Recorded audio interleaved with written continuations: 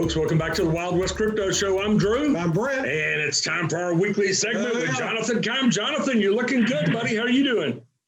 Oh, super good here. A little tired. Got up a little extra early this morning, but still plenty of spunk left.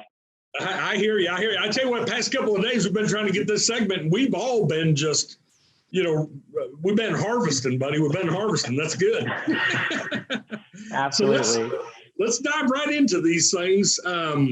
I thought this was really interesting because, a couple of years ago, JP Morgan, Chase, Fidelity, all these places saying no, but Fidelity president files for new Bitcoin fund. That's a big story, Jonathan. It is. So this investing giant that everybody has heard of already has over $8 trillion in customer funds. Now, the minimum investment is $100,000, so probably not right for everyone on the show. It's probably made more for institutional and credit investors. But a recent survey of institutional investors found that 36% were already invested in digital assets. So it kind of sounds like they're a little late to the party. Wow. Yeah, that actually surprises me. Well, but interestingly enough, you're right, late to the party for those that you would consider early adopters and stuff like that. But there's old, stodgy, kind of almost smelly old money. It's so old that will get into this with Fidelity. I hadn't thought about it. We're going to get the smelly money in here. Smelly money. There you go. That's a technical term, by the way. Don't try that at home. That's the tag, Jonathan. Smelly money is entering the crypto market. But seriously, if Fidelity's doing it, there's a class of people that are going to say, okay, it's legit. I'll put my ankle, my foot in the water. Yeah. So that's huge. Yeah. Let's go to the next one. Semtech and Helium expand. Is it LoRaWAN network deployments? Tell us, since I can't pronounce it, tell us about it, Jonathan. Yeah, no problem. I'm going to keep myself from pronouncing it as well. But this network has grown to more than 1,000 cities. We reported on them, several months back. Helium is a project I'm very happy to see being so successful. For those not familiar with it, it's a peer-to-peer wireless network that's only made possible through the blockchain-powered reward system they employ. Semtech, as we reported on earlier, is a multi-million-dollar NASDAQ, so this is not a small deal.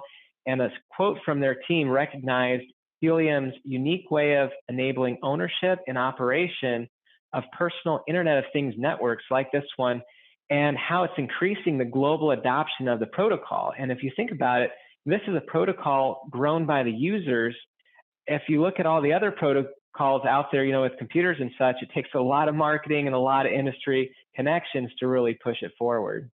Oh, yeah. Interesting. And it's all about the data, baby, because it's every one of those connections is generated. And the Internet of Things might be the internet that kills us all. But anyway, that's a whole other thing. But that's huge. Yeah. That is huge. Yeah.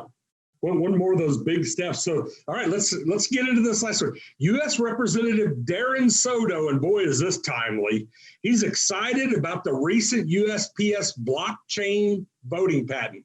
Read that a couple of weeks ago that the USPS has filed for a voting patent. So tell us what's going on, Jonathan. Could they do this by the election? I don't think much is going to happen with it for the 2020 election, unfortunately, but of course, with it being so timely, there's a lot of buzz around this in both the crypto circles and mainstream networks. But after saying how excited he was, he also said it was a pleasant surprise to many in Congress. So lots of support here. A couple of hints of what to expect were actually included this time. Collaboration between the USPS and other governing entities who oversee elections is, perhaps a given. But he said the transition would happen gradually, starting with locations where digital voting is already active, such as email voting by U.S. military participants in foreign countries. And another giveaway is that QR codes are going to play a big part of it. Okay.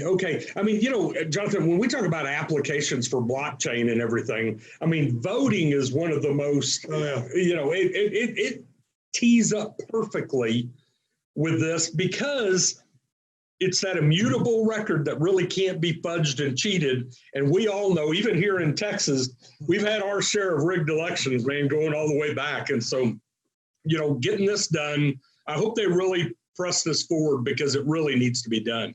And the Postal Service is kind of in the eye of the storm. Yeah.